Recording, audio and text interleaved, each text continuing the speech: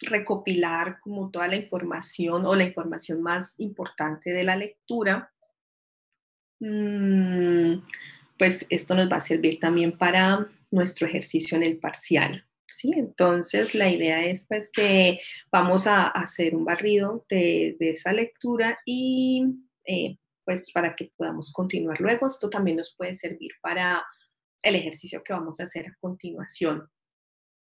Entonces, al comienzo de la lectura, por allá, nos hablaban un poco de cómo era que el organismo se regulaba a sí mismo, ¿sí? Cómo hacía, por ejemplo, para regular las conductas motivadas, para regular pues ciertas funciones. Ay, aquí. Entonces, eh, quiero partir pues como de un concepto muy fundamental y es ese concepto de homeostasis. ¿Qué es la homeostasis? Cuéntenme ustedes, ¿qué es? ¿A qué hace referencia? El equilibrio que tiene que haber en el cuerpo. Equilibrio. Un Ah, equilibrio. sí, equilibrio, regulación, exactamente. Entonces, eh, hace efectivamente referencia a cómo se regula ese organismo, cómo estas regulaciones efectuadas por el mismo organismo en su totalidad, entonces se conocen con este nombre de homeostasis. Además, podemos decir que es esa capacidad que tiene nuestro organismo para qué, para mantener la regulación de todas esas variables que lo puedan afectar. Aquí hay algunas, entonces tenemos variables que pueden afectar el organismo, la temperatura, la disponibilidad de nutrientes, la acidez. Entonces es cómo nuestro organismo tiene la capacidad de poder regular esas variables para llegar a ese equilibrio. Mm, entonces, ¿qué hace nuestro organismo? ¿Cómo logra este proceso de regulación? Aquí, por ejemplo, este ciclo, eh, ¿cómo nos puede, bueno, que me hizo el cursor ya, cómo nos puede explicar un poco este ciclo, la forma en la que el cuerpo se regula a sí mismo a través de ese proceso de homeostasis? Entonces tenemos aquí como primera medida la variable, que puede ser cualquiera de estas variables. Entonces, ¿qué pasa?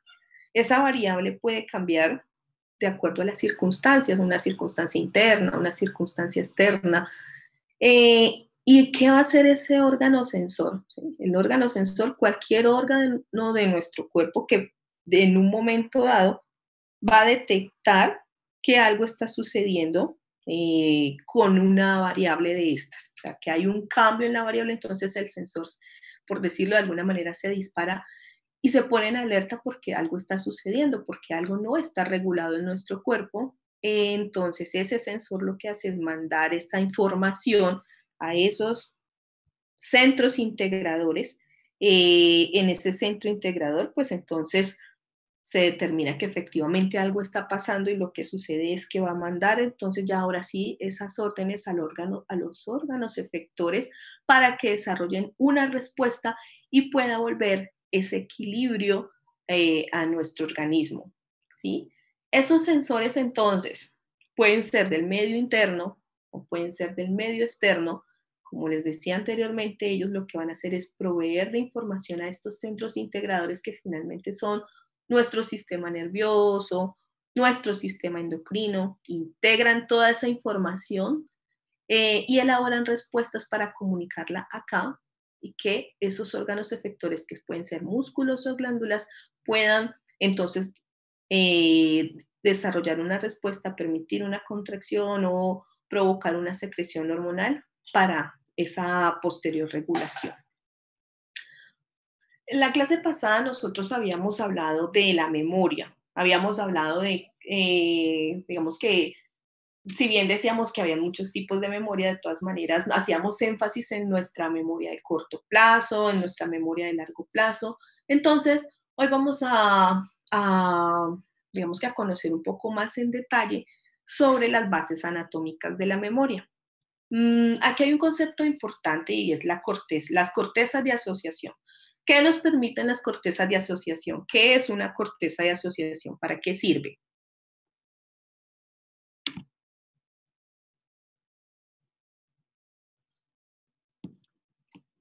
Los escucho. ¿Qué será una corteza de asociación?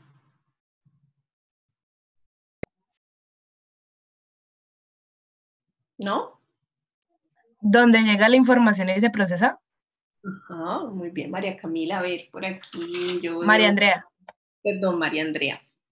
A ver, Camilo José, ¿qué son las cortezas de asociación? Camilo José Valverde,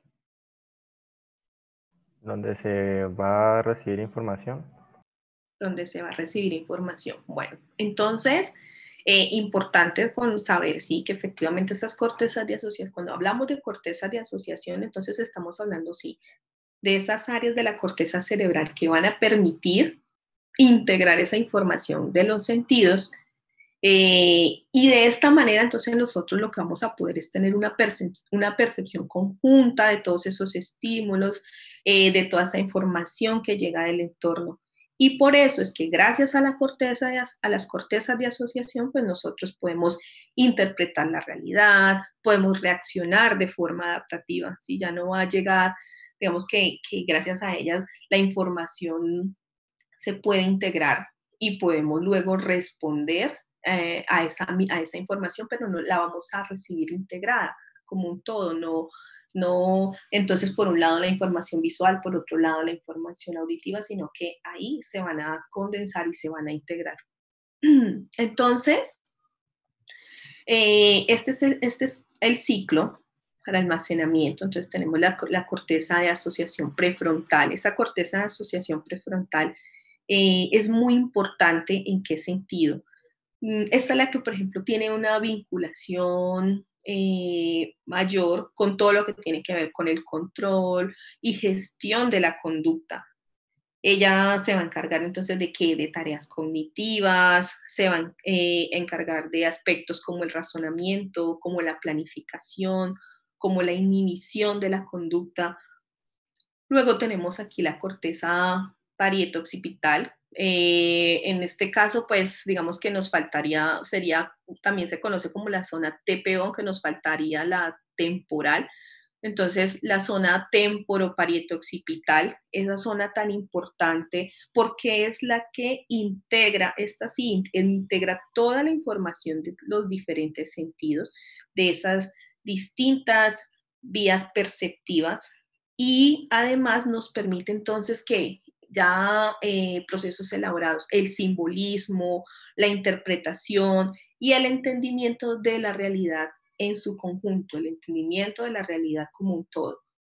Y pues importantísima también aquí la corteza límbica, que es la que nos va a permitir que comprender nuestras emociones y asociarlas a la realidad y a los recuerdos. Entonces, cuando ya digamos que se ha procesado esta información, aquí en este punto se transmite la información en serie hacia dónde? La corteza perirrinal, la corteza parahipocámpica, podríamos decir de la corteza perirrinal entonces, que cumple un papel muy importante en que en el reconocimiento visual de los objetos complejos. Además, esta corteza es responsable también de recuerdos inconscientes. La corteza parahipocámpica está involucrada, por ejemplo, en la percepción del medio ambiente, en el procesamiento de la información relacionada con el lugar. Posterior a esto, entonces, aquí llega la información a la corteza entorrinal, al hipocampo. Cuando la información está aquí, podríamos decir que ya está almacenada. Esa corteza entorrinal, entonces, digamos que va a actuar como un centro de relevo de información, de redistribución de información desde y hacia el hipocampo, y pues el hipocampo, digamos que es fundamental en qué, en las memorias explícitas e implícitas. Cuando la información ya está aquí, ya está almacenada, entonces aquí, digamos que puede pasar ya ahora, como es un ciclo, puede pasar nuevamente acá a la corteza de asociación para revivir experiencias o para recordar cualquier evento, ¿sí? Eh, Hay un proceso, además, para pasar de la memoria de corto plazo a la memoria de largo plazo. ¿sí? O sea, cómo es que esa información finalmente, luego bueno, hay ese proceso, entonces luego, ¿cómo finalmente puede ser recuperada? Entonces tenemos aquí un proceso de codificación inicialmente, digamos que hay 4 fases, por así decirlo. Tenemos la fase de codificación, de consolidación, de almacenamiento y de recuperación. Esa fase de codificación que es tan importante porque es donde se necesita, por ejemplo, que toda la información que llega, pues que se traduzcan esos códigos neurales que van a ser retenibles, que van a ser reconocidos por el sistema nervioso. Entonces, aquí va a cobrar especial importancia la atención y la motivación. Acuérdense que la motivación está anclada a la emoción. Entonces, cuando estamos codificando información importante, almacenando información o vamos a almacenar o vamos a retener información, pues la motivación va a jugar un papel fundamental en aquella información que vamos a codificar. ¿Por qué es importante la atención? Miren, muchas veces, por ejemplo, llega a la consulta papás con niños que dicen, no, mire, es que él tiene problemas de memoria, es que él no retiene información, es que cuando llega el momento del examen se le olvida todo. Y resulta que muchas veces no es un problema de memoria, ¿sí? No es que el niño esté codificando mal información, no. El problema en ese caso muchas veces es la atención. O sea, la atención es un proceso cognitivo que va a ser muy necesario, indispensable, para que la información que entra por diferentes sistemas sensitivos pues pueda ser almacenada en la memoria. Entonces, si hay un problema de atención, es como, por ejemplo, podemos estar aquí en este momento, pero habrán personas que están atentas, como habrán personas que quizá están en otra actividad. Entonces, quien está en otra actividad no está centrando su atención en lo que lo que estamos haciendo acá. Entonces, muy seguramente la información va a pasar, pero realmente no se va a codificar. Entonces, siempre puede ser más un problema atencional, casi siempre se da, no en todos los casos, pero casi siempre se da que los problemas de memoria son más problemas atencionales. Por eso es que si queremos retener y queremos almacenar información, es necesario el proceso cognitivo de la atención. Luego, entonces, vamos a pasar ese proceso de consolidación de esa información. Cuando estamos hablando de consolidación, entonces ya estamos diciendo que ese proceso de consolidación implica unos cambios biológicos, implica una síntesis de proteínas, unos cambios morfológicos en las neuronas, implica cambios estructurales que van a permitir almacenar esa información a largo plazo, ¿sí? Nuevamente se requiere, recuerden que siempre que estamos almacenando en la memoria de largo plazo, entonces la repetición va a ser fundamental. Es decir, cuando usted, por ejemplo, está estudiando, usted lo que hace es repetir, repetir y repetir. Y la repetición lo que permite es que ese camino neural que usted está generando en ese momento, pues entonces se consolide muchísimo más. Necesitamos de la alerta, necesitamos de la atención.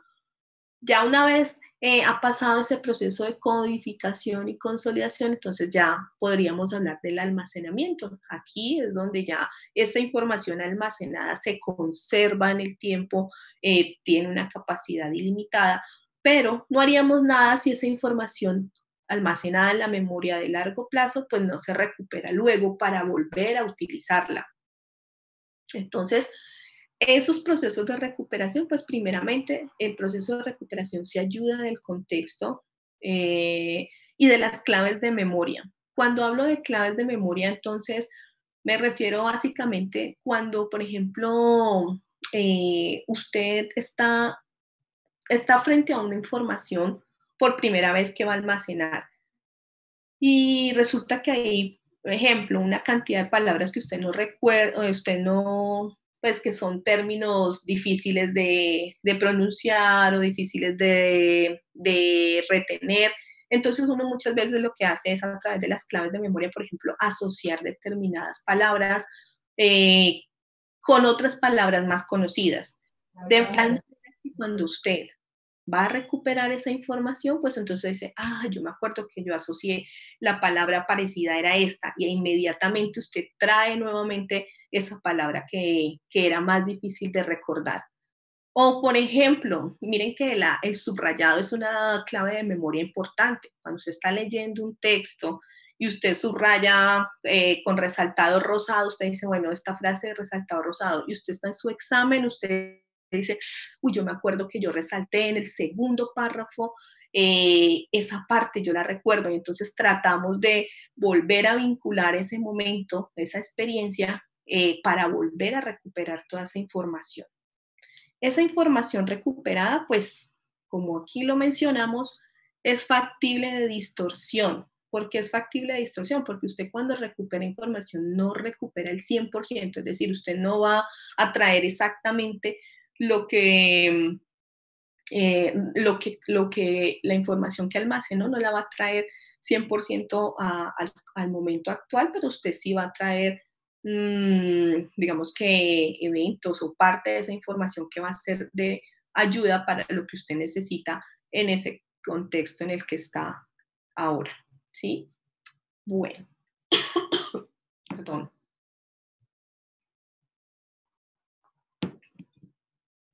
Muy bien. Entonces, esto que vamos a ver ahorita es más como un recorderis, para que ustedes, de lo que cada uno de los grupos expuso de manera general, para que lo tengan en cuenta. En la lectura se hablaba de unos modos de enfocar la conducta, y entonces esos modos de enfocar la conducta partían de 4 perspectivas fundamentales, es decir, desde dónde se puede enfocar desde estas 4 perspectivas. Y entonces la primera perspectiva nos habla de la descripción de la conducta. Cuando hablamos de la descripción de la conducta, entonces, aquí entre paréntesis está la descripción analítica y la descripción conductual funcional, ¿sí? Una descripción analítica, entonces, ¿a qué va a corresponder? Va a corresponder a la descripción de acciones, a una descripción de procesos detallados, en tanto que una descripción conductual funcional va a corresponder a los resultados y a las funciones. Ya ustedes habían mencionado unos ejemplos, pero les pongo otro ejemplo. Esto se puede utilizar para mucho, digamos que para muchas formas de descripción. Entonces, la descripción analítica y funcional tienen características distintas. Vamos a imaginar, vamos a suponer ese niño, el proceso, digamos que el resultado, la función final fue caminar, ¿sí? El niño camina tipo año, un añito, año y 2 meses, año y 3 meses. Entonces, el niño caminó, pero resulta que si yo quiero hacer una descripción analítica de esa conducta, pues entonces yo lo que puedo hacer es empezar a describir cuál fue ese proceso a través del cual el niño llegó a la marcha. Puedo decir, por ejemplo, si hago una descripción analítica, mmm, entonces el niño empieza adquiriendo control de ciertos músculos, sobre todo del cuello, luego empieza a girar sobre su propio cuerpo, luego empieza a reptar, luego empieza a gatear, luego se sienta, luego se sostiene en sus 2 piernas, luego se apoya en determinados objetos de su entorno y finalmente adquiere la marcha, ¿sí? Eso podría ser una descripción un poco más detallada o una descripción a través de acciones para poder llegar a ese resultado o a esa función final que va a ser el caminar. Esto se podría describir muchísimo más detallado, lógicamente, pero lo pongo así para que ustedes entiendan cómo hacer una descripción analítica y cómo llegar a una descripción funcional, es decir, para qué sirvió todos esos procesos que el niño realizó, pues para llegar a una conducta final, que es el caminar, o un proceso final que es el caminar. Luego tenemos el estudio de la evolución de la conducta. Entonces, en el estudio de la evolución de la conducta, pues se emergen 2 aspectos importantes. Uno que era la continuidad y el otro la conducta específica de especie. Cuando hablamos de la continuidad, entonces estamos hablando de qué? De esos mecanismos biológicos que compartimos o que se comparten con muchas especies y que duran a través de los años o a través de muchísimos años, es decir, pueden permanecer en el tiempo. Por eso es continuo, porque aún cuando seamos especies distintas hay mecanismos biológicos que compartimos. Dentro de esos mecanismos biológicos, entonces se hablaba de algunos impulsos nerviosos, de los impulsos nerviosos, de las hormonas sexuales, que varían, por ejemplo, en la cantidad, pero realmente es como el mismo mecanismo. Y en las conductas específicas, pues nos hacíamos o se hacía referencia a esas formas específicas de relacionarse con el ambiente de acuerdo al contexto. Nosotros estamos, por ejemplo, en un clima cálido, nuestra adaptación es distinta, nuestras costumbres son diferentes, nuestra forma de reaccionar es distinta a una persona que viva, por ejemplo, en el Polo Norte. Entonces, esto tendrá mucho que ver con cómo el sujeto o cómo la especie busca formas específicas para relacionarse con su medio ambiente. Luego, viene la observación del desarrollo de la conducta a lo largo del ciclo vital. Esa observación, pues entonces está determinada por qué? Por el ciclo vital, por las etapas del ciclo vital. O sea, si nos vamos a autores, hay muchos autores que pueden categorizar de diferentes maneras el ciclo vital, pero uno podría de manera general, bueno, tenemos la infancia va a tener pues unas subcategorías, pero en términos generales podríamos hablar de infancia, podríamos hablar de adolescencia, podríamos hablar de adultez y podríamos hablar de vejez.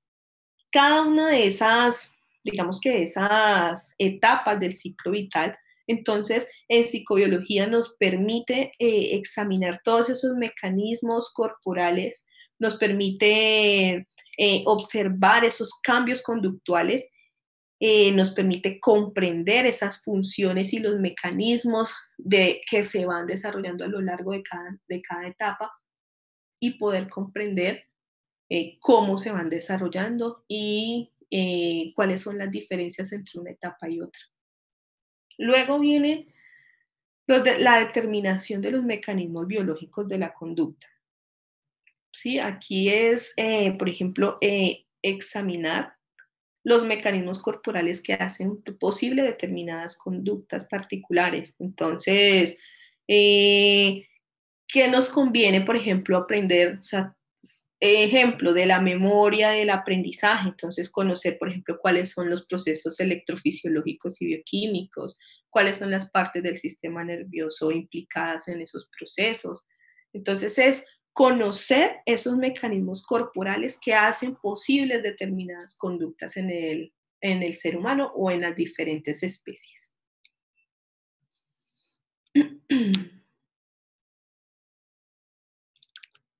Bueno, este cuadrito no lo voy a mostrar pues porque ustedes ya lo mostraron el grupo que pasó ahora muy bien. Simplemente para recordarles pues que digamos que el estudio de la conducta implica diferentes niveles de análisis biológico. Y entonces la clase pasada, por ejemplo, nosotros veíamos que ese estudio del sistema nervioso se daba a nivel macro y microscópico o que podíamos hacer una aproximación experimental a través del estudio macroscópico y microscópico. Entonces, miren, aquí podríamos decir que en los primeros 3 niveles es un estudio macroscópico y luego en los últimos niveles habría un estudio de tipo microscópico. Y bueno, esto también ustedes ya lo mencionaron, lo que es la comparación entre especies. Entonces, pues sabemos que compartimos, los seres humanos compartimos características similares con otras especies y que por eso las investigaciones se pueden extrapolar a los seres humanos, es decir, las investigaciones en animales se pueden extrapolar a nosotros. ¿Por qué? Porque nosotros compartimos esas características. Por ejemplo, en todos los animales que tienen sistema nervioso existen influencias excitadoras e inhibidoras. Hay algunos mecanismos de acción hormonal que también son similares. Y así existirán una cantidad de, digamos que de elementos comunes que van a permitir que podamos continuar en ese proceso de investigación, en todo lo que tiene que ver con el ser humano, con su componente biológico, con su componente psicológico. Y aquí finalmente, que también lo explicaron muy bien, el último grupo, entonces sí quiero pues como volver a retomarlo por algo muy importante, y es que esto nos va a ayudar ahorita a hacer un parte del ejercicio que tenemos planteado, y es el establecimiento de relaciones entre el sistema nervioso y la conducta, ¿sí? Digamos que la psicobiología o la psicología fisiológica en sus investigaciones sí, incluye, por ejemplo, dos aquí, en este caso, dos variables importantes a tener en cuenta.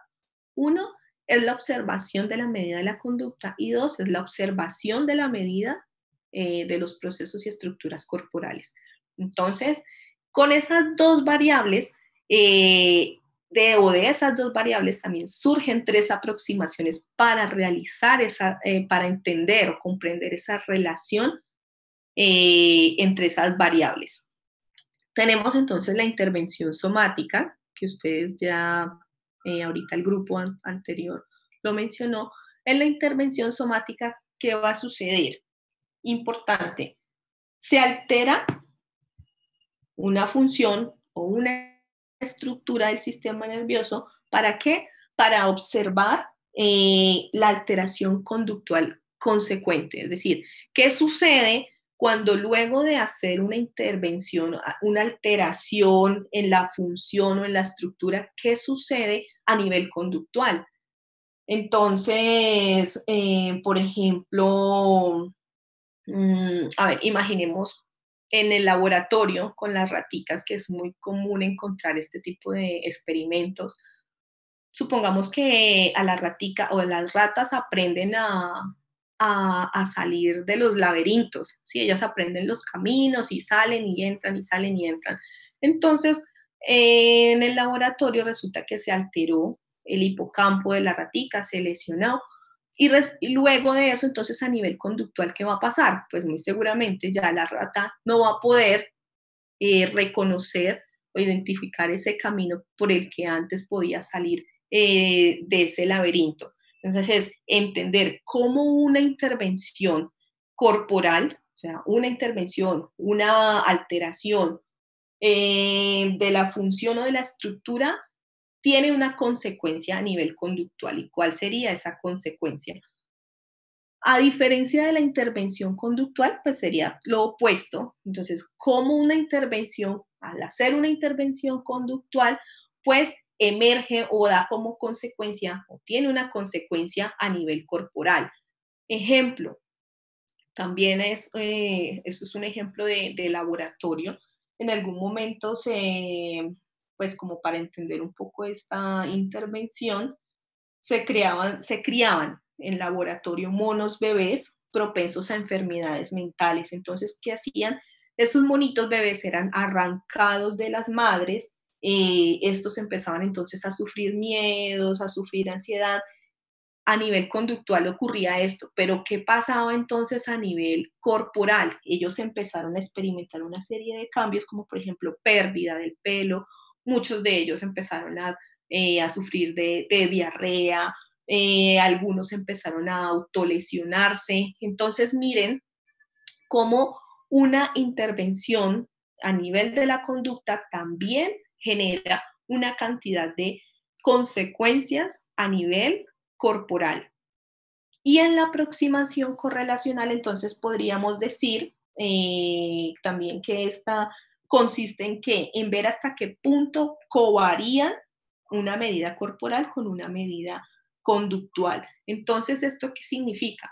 Cuando estamos hablando de correlación, significa que tanto la variable corporal como la variable conductual, si una aumenta, la otra aumenta. Si una disminuye, la otra disminuye, ¿sí? Porque es identificar en qué medida ambas se relacionan.